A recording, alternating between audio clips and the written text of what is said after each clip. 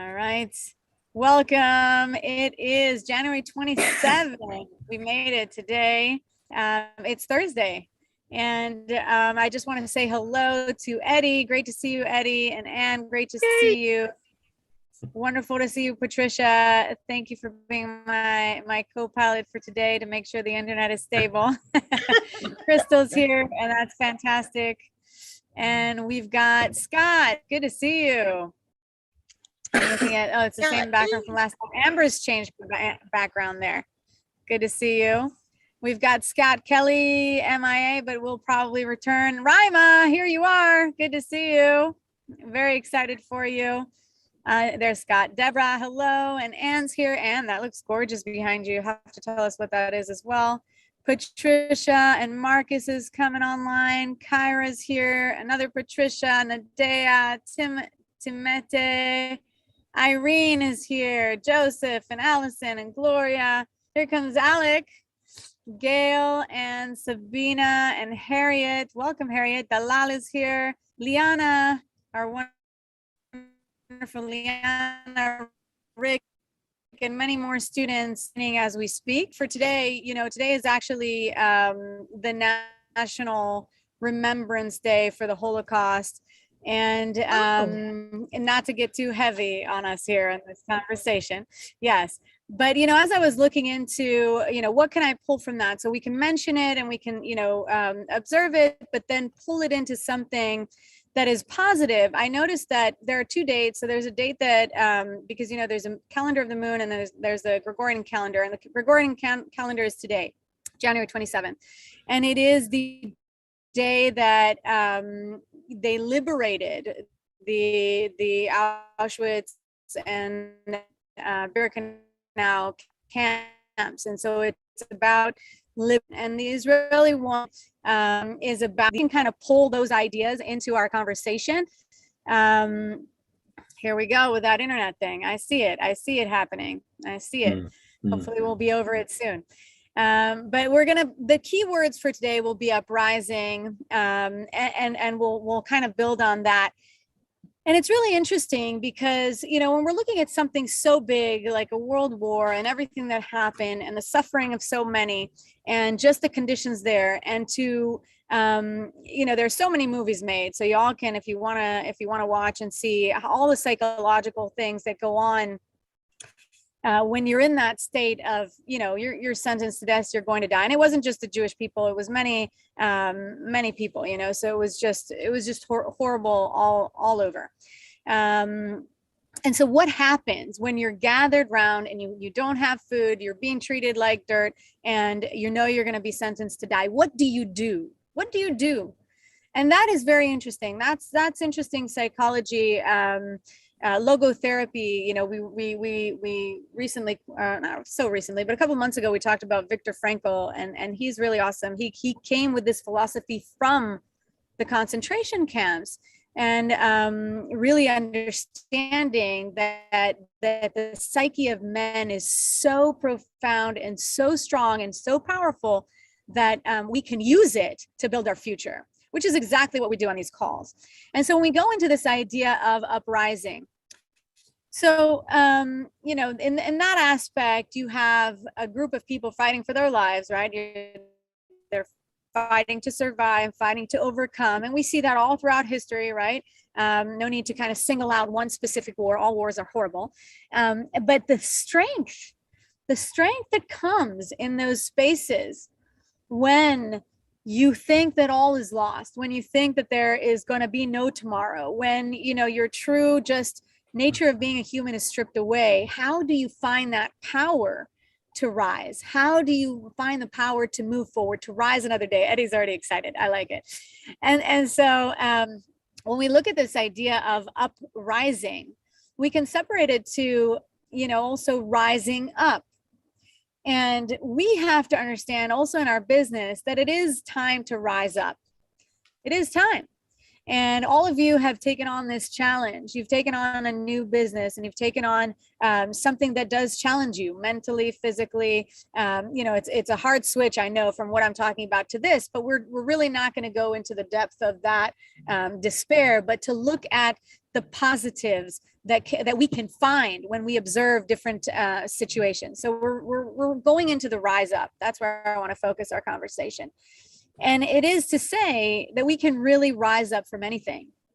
And I think that it is good. It is good in some instances when we think that life is just coming down so hard on us and that we have all these really logical excuses. They can be health, they can be family, they can be things that are going on around us. That we have these kinds of memories and these kinds of references to go back to and to draw strength, because we understand that our situation can be much worse. Okay, much worse than where we are. And of course, it is the positive that we're moving towards, not that. But but sometimes people get in these dark spaces. It's the truth. We find ourselves feeling very sorry for ourselves and all the things that we need to learn and what we don't know and how it's going to be, and if we made a sale or didn't make a sale. Can we still tap into that energy of uprising? I will tell you that each and every one of you has it in you. It's ingrained, because all of those people that went through all the horrible things, when they put you, then when they were put into that situation, they found, well, not all of them, but there did exist inside of them that energy of uprising. And so, no, we don't want to be put into any tight situations and pressed to the corner, but to understand that it does exist inside of you. You have that energetic force of uprising, of rising up. It's okay to fall. It's okay to have a day that doesn't work out the way that we anticipated. And it's okay to, have a few days where we just, we don't do the things that we wanted to do. That's okay. But how do we emerge from that? How do we rise? There's that famous saying about the phoenix rising from the ashes, right? It's the fire, it's the burn. It's that point of, you're just in this, kind of bleak space. Try to keep it with positive words as much as I can, right? But to find the strength to rise. And how do you do it? How do you find the strength when you're in that dire space and you're like, I can't?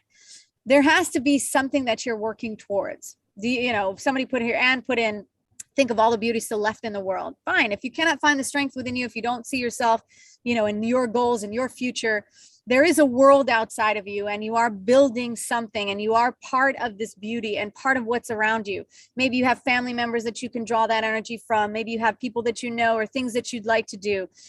But then, when you can go inward and you can find the strength within you that you want to create something in this lifetime, what is it that you want to create in this lifetime? What can fuel you from the inside? What can be that burning flame that causes you to emerge as a phoenix? What can be that internal power, that internal flame? That was a word that many of you have used here, that internal burn that pushes you forward no matter the pressure on the outside, no matter the circumstances, no matter, all the things that we want to lean into. And you know what? The news gives us so many things all day long. There's so many things that we can lean into and feel depressed and sorry and just not in our fullest. But this idea of uprising and of really rising up to the occasion, of not falling into those stories, because they're all, stories, stories in our mind that we're telling ourselves. Yes, I agree, Crystal, helping others. That's the first one that I said, really being, because sometimes we can't find that inner strength inside of us. Sometimes we can't really relate because the darkness is so vast. So helping others and having that push forward for others is a really good way to do it. Being part of something, being community. I know my internet is unstable. And what we've created here as a group, I know all the talk before and the support after, and just coming online and interacting with like-minded people, that's a powerful force that can give some, really a will to push forward and to rise up from the place that you are. So now let's kind of move it into the lighter aspect of it. Each and every one of you has built a life, and that life has led you to where you are right now. And for many of you, maybe it was okay. Well, let's not, all of you actually wanted to create a change. You wanted to create something new. You wanted a new path. You said, okay, what I've done until now, that was great, but it's not enough to lead me to where I want to be. And from that space to enter here into the low-hanging system and to engage with others and to really drive yourself forward towards your uprising, towards your rise up into this new you, into this phoenix, into this new creation, into this beautiful bird or beautiful, if we can talk money here as well. Many of you were talking about, it is a great thing. It is a great thing to attract riches and to create that for you. That is a rise up for your financial status. And I like that one, Karen. I didn't come this far to only come this far. I love it. Yeah, it's like, okay, we had a good life. We did it. But here we are. We want something more. And that is grand. Now let's rise up to the occasion. Let's begin our own uprising. And let's know that money, when we have it, what great things are we going to do with it? What great things are you going to create for your community, for your loved ones? What great things are you going to create for yourself? What great things are you going to leave in this world as your mark? That is exciting. And that's something that can really give you that fire, that burning desire from the inside. So many of our books talk about that burning desire from the inside. That was what causes people to uprise, that burning desire to live, that burning desire to live better, to live to the fullest, right? That kind of idea of really being able to bring yourself to full fruition, to bring yourself to this high shine, right? If we can use that analogy of shining a diamond, when we're this diamond in the rough, and each time we get to polish our shine just a little bit more and just a little bit more. And so we really have to question those stories, those struggles that we tell ourselves, and allow ourselves to be led by this force from the inside that is your uprising, that is your ability to rise up, no matter what is going on, what the circumstances are, and what you were put into, and what comes your way, because there will always be something. I know I started with such a powerful as a human race. It's something that I think should never be forgotten and should always be remembered. And we can always pull good things from that. We can always look at the strength that was given. We don't always have to go into those, because there are so many of the horrible stories, but there are so many. My video is going in and out. I'm sorry. I knew that my internet was not going to be great today. Hopefully it will be fixed by next week. But I mean, I think I said enough, so we can move it over to you. And so this really, I want to focus on rising up, what comes up for you. And we don't have to reflect to those, dire states, because there's always going to be those. But how can you find your power? What can you use as your force to rise up? And how does that idea even resonate with you for your lifetime right now? So Eddie, your hand went up real quick. So I touched the button first, sure. Anyway, hi, Karen, and gosh, you always say a lot, and really, and well, how I am. Look, I'm an avid reader. I was determined to get out of my doldrums. I didn't play around with it. I told people I just was a bum and just quit high school. I was disgusted with life. But the one thing I learned to do was get to know other people and their cultures, my family, I didn't care what they looked like, what color they were, what they were about. They're talking about, all right, this is the day of remembrance. This is one of the stories that gripped me. I'm gonna try to give it to y'all the best I can, as quick as I can. Stanislav Lech was in line at Auschwitz about to go into the chamber where you could smell the gas. Everybody's jaybird naked, women and men, and they just stepping, and each one is going in this chamber, and he's looking at it, he's saying, if we all die, nobody will be around to tell our story. What happened to him was a mind shift in a second. He looked around and to his left was a truck with corpses in it. I know this is gruesome, people, but this is the truth. Y'all know all this. Truck full of corpses. And he said, in order to live, I must die. So as soon as the German SS turned around with their rifles and pushing other bodies in, he took off running and jumped in that truck and laid there and played corpse till the sun went down. They dumped the trucks. They brought the trucks over and over to the dump and put it in a mass grave. The sun went down, so they said, okay, we'll do it tomorrow.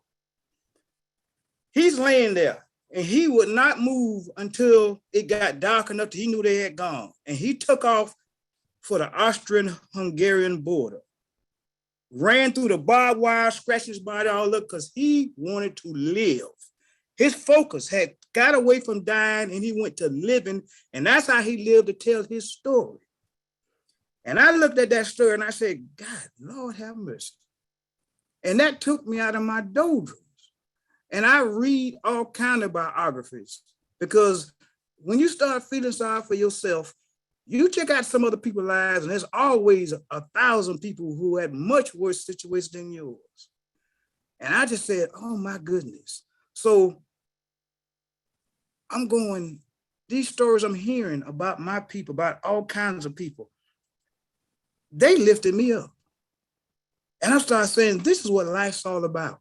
What's your light shining for? Why are you doing what you're doing? Seriously. I mean, I promise you, Rachel or Faith hated being on the cash register. I told him, if you want me to quit, put me on the register. I leave. I know she had this tunnel vision. I'm going to do this. Whatever this is, I'm going to figure this out. And she did. Because misery, if you look at it correctly, it will lift you up, because you'll get tired of being miserable. And all I'm saying is, it is beautiful looking at all your faces. I've gotten used to this technology here, because I used to not even want to turn a computer on, but the kids told me what the button is and press this and do this and you can get on there. And I'm excited. Get excited about this business, and it will give you this kind of tunnel vision, and you can deal with overwhelm and frustration and flip it. Our overwhelm on the other side is you being industrious. Frustration, no. I'm looking. Change the language and get excited about what you're doing. You'll be surprised, shocked at what'll come your way. You go, oh, oh, oh, oh. Mentors will just kick your door down trying to find you. That's my message for today. Thank you for bringing this to us, Karen. And don't worry about AT&T. I don't, that's just part of the whole deal. So anyway, y'all have a great day. Thank you, Eddie. Thank you, Eddie. I love it. It's a very dire story at the beginning, trying to keep it positive, but thank you for bringing it into that energy of like, what motivates you? What are you there to really create for yourself? So that is the message, and that we can withstand some crazy things in our lifetime and move forward. And we can see that across all people. It's not just in one occasion in history, it's all across the board. So thank you for bringing that to our attention, Eddie. Scott. Yes, good morning. Good morning. Two things. I think it's very important.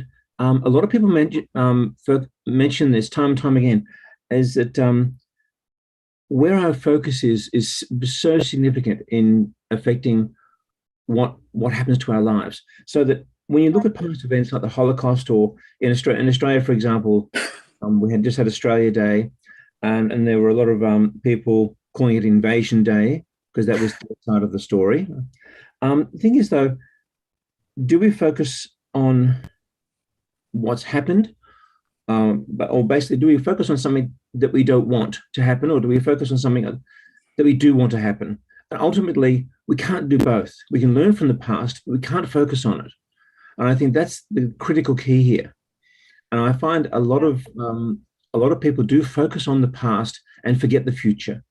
Whereas in fact, you can learn from the past and focus on the future, and then you have a chance for a future. But if all you're focusing on is the past, then that's all you'll ever have. And I find that in a personal context is very significant. And certainly historically, and with a lot of these major events, I think that's part of the picture as well. And we need to step away from that to some degree once we've learned the lesson and move on to focus on what we truly want, not what we don't want. And also, too, I think when you're in a situation of the Holocaust, and a lot of people have compared what's happening in Australia to that because of the separation of community, and the construction of camps now. A lot of things are happening here that a lot of people don't know. Very dangerous, somber sort of things. One thing that does occur is that when you can't control a lot of things in your life in that situation, but what you can control is your mind. And that leads a lot of people into the search for their own spirituality. And one thing I have noticed, particularly from my understanding of near-death experience people also, is that when you find a sense of spirituality, your fear of death goes away because you're not afraid of what happens after you pass on. And the thing is, once you're not afraid of death, what else is there to be afraid of? Really, there's nothing else to be afraid of. And no one, once you've found that spiritual source and you've disconnected yourself from that source of the greatest fear there is, then really no one can touch you anymore. And then you're free to think or do whatever you want because you realize that they can't touch what's truly important and they never will be able to.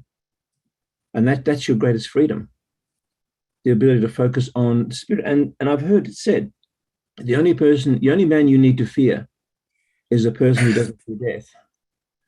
And I think that's very true.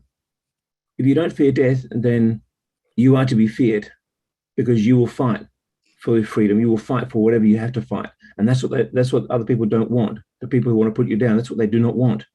People who are not afraid to die, because they make the most fearsome soldiers. And that's always been the case. Those who have held on to things, held on to this life, were not the ones who survived, sadly. But that's something to think about. I think if the one thing we can learn is to find our spirituality, and that gives us the greatest freedom of all, the freedom to live, actually. It's funny, by embracing the reality of death, or the unreality of death, if you like, you're actually free to live more fully and more powerfully than if you cling on to this life. There's something to think about. I know, but it's hard, right? Because we really want to live and our loved ones to live with us. And so it's kind of like something that we work towards. But while you were speaking, that really reminded me of this quote by Viktor Frankl. I wasn't going to share, but I am going to share now. And it's everything can be taken from a man, but one thing, the last of the human freedoms, to choose one's attitude in any given circumstances, to choose one's own way. So remember, he came from the Holocaust, and he, wrote this whole logotherapy, wrote Man's Search for Meaning, and it was really huge. But you see, it's exactly what you're saying, Scott. It's that ability to choose how we are going to behave in this situation. Are we going to go, with our heads down and just kind of in this energy of defeat, or are we going to rise up? Are we going to find our fuel for uprising? No matter the case, especially now with Rachel and with this program, with the low-hanging system, with the Launch 100, find that fuel to get you to where you're going, to get to your uprising, because we deserve it. Is this Michael from Canada? We can't see you. I only see your background. I know. Yay. I don't know what's going on. I came on today and it wanted me to update the system, and I did, and it's still the same. So you get to see books today. Lots of books.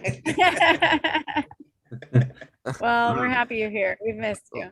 Oh, thank you. It's been a ride. Last couple of months, I'm working for a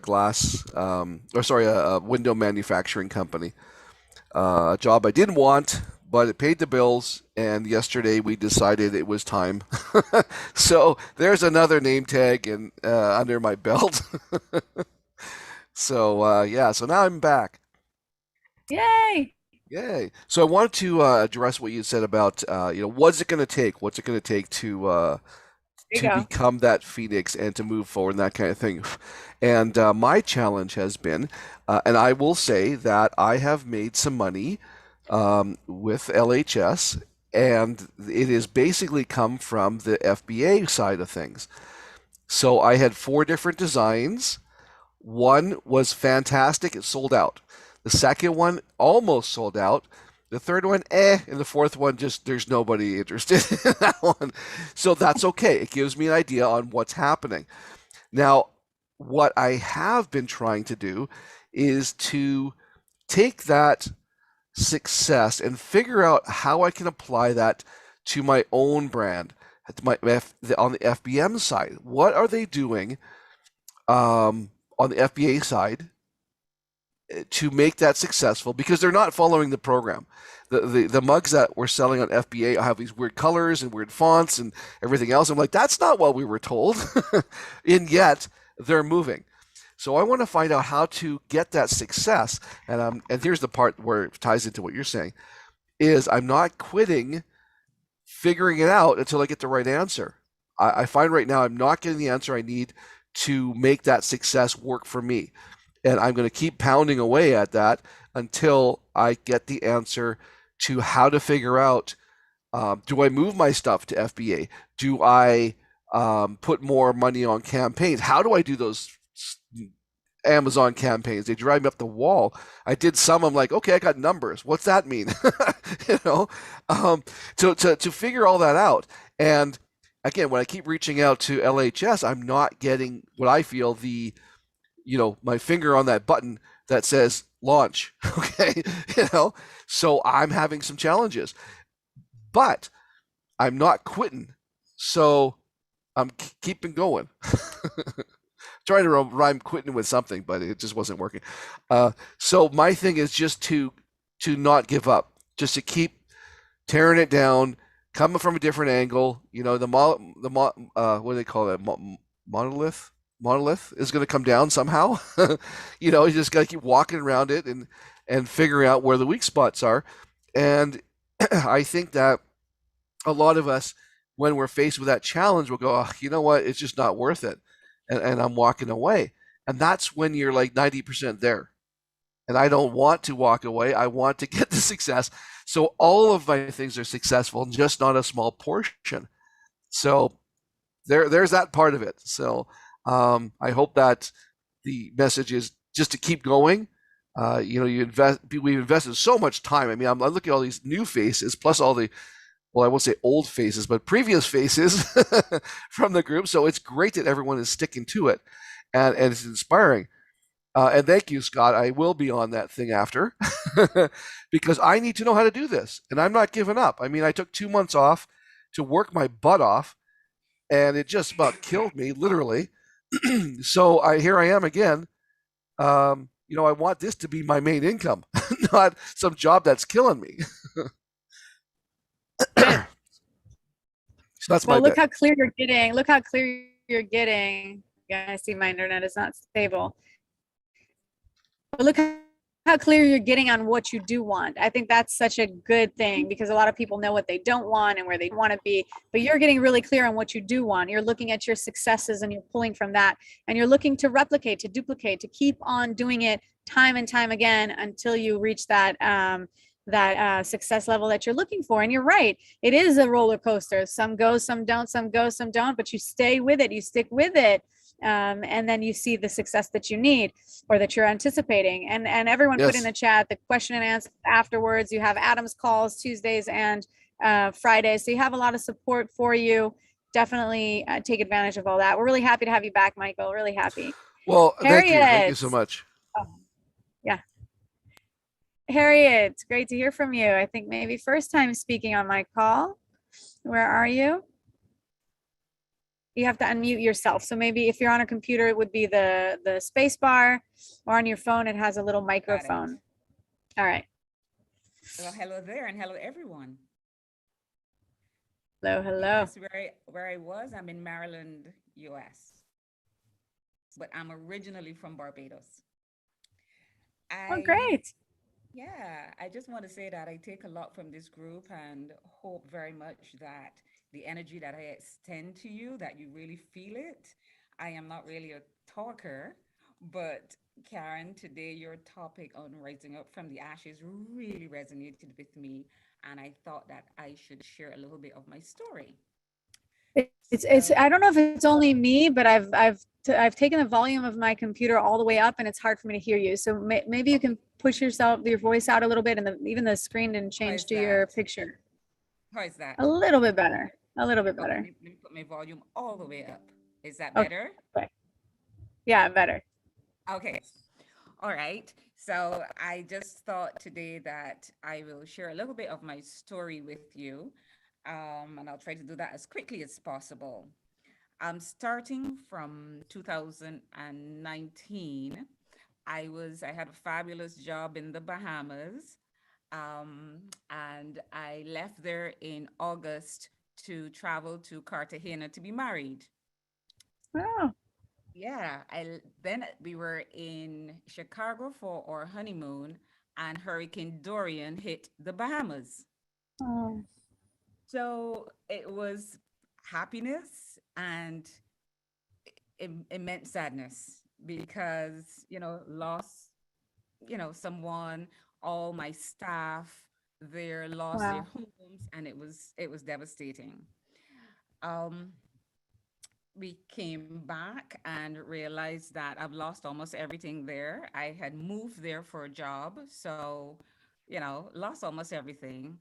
So, well, we came to the US. My husband is from here.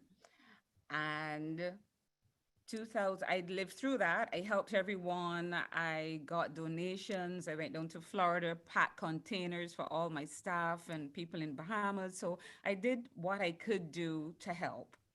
Then in 2020, as you know, the coronavirus hit. My husband said, well, just take a year off and, see where it goes. So I took a year off. During the year, I learned to make jewelry. I learned to bake, played the piano. I Wow. created a lot of everything. Um, then 2021, I decided I'm going to do something a little bit different. And in, I think around August, I registered for this course.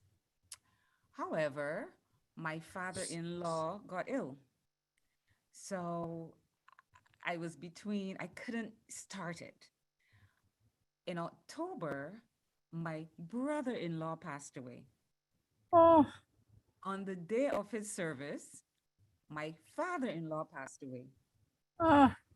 So that is how I ended 2021.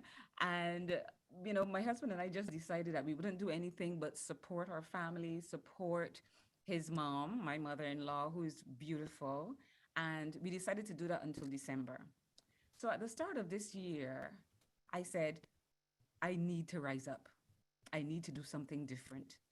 So I started listening to Louise Hay and Dr. Dyer, Wayne Dyer, Heal Your Life. Uh-huh. I just changed my perspective and everything. And I must tell you, for the last 3 weeks, I have been introduced to the owner of a huge company in the US. He asked me for my CV yesterday. I sent it. I registered my account with Amazon and Etsy. Yesterday, I sat and I created 15 designs, and today I'm working on it. And I feel so wonderful. And everything Scott said earlier resonated with me as well, because it's what I listened to this morning. Dwayne Dyer was speaking about death and embracing death and how you live with that. So Scott was speaking. I'm like, you're speaking to me. That is what I heard today. So what I've found over the last few weeks, that everything is coming into my space. Everything, I'm putting myself out there. I'm meditating, and my friends and my family, everybody's calm. I am calm. It's so wonderful, the space I'm in right now. And I just thought I'll share that, a little bit of a story. I love it. What a journey you took us on, and I imagining it from the hurricane to the coming to the US and all the loss, but you chose these powerful words. You said, I need to rise up. You said it. I was like, I told myself I need to rise up. And isn't it amazing? When we get into these spaces, we really feel low. We feel at this lower space, and we really have to rise up and challenge ourselves and be the uprising. And push ourselves to get to where we want to go. And to hear you say that you feel so good and that you're in this fantastic space and that you see how all the meditation and the manifestation and listening to, I love Louise Hay, just listening to all the different speakers and even these calls you mentioned, Scott, just resonates with you. And it's just so beautiful, because that's like coming full circle. So we're really happy that you're here, that you're part of our beautiful family here, extended family. And I think you will do really great. So just continue at it. And it's exactly the right time. It's divine timing. So we're really happy that you're here. Thanks for speaking up. I appreciate it. Wonderful shares today, really powerful shares. And thank you all for sharing your perspective on this idea of rising up, of being the uprising, of finding strength within you, become who you are, who you're meant to be, who you've always been, and what are you going to create with that? So that's a very empowering message, and I think that we can all take that into our lives and continue to contemplate that. Right after this call, I'm going to end the call right now, and your screen is going to go blank. And I know that Michael had some questions. After this, if you hop onto the same link, you have our powerful community that would like to help you on your journey. So they'll answer questions for you. They'll share their ideas, what's working for them. Really wonderful group of people. There you are, Michael. Scott, do you want to say something before I close? No problem. And so hop back on and you will receive that kind of help. Great, Harriet. We're really happy you're here. Scott, let's hear from you and then we'll close it out.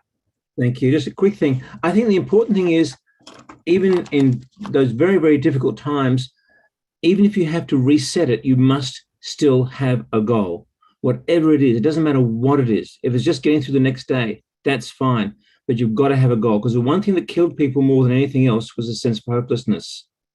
If you have a sense of hopelessness, if you've given up setting any dream or any goal at all, you die.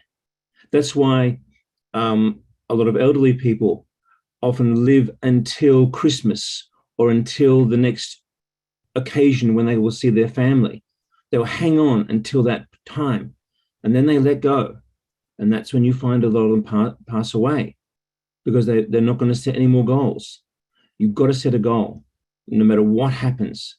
That's just something I think really comes through to me very powerfully. Ooh. I think we're frozen.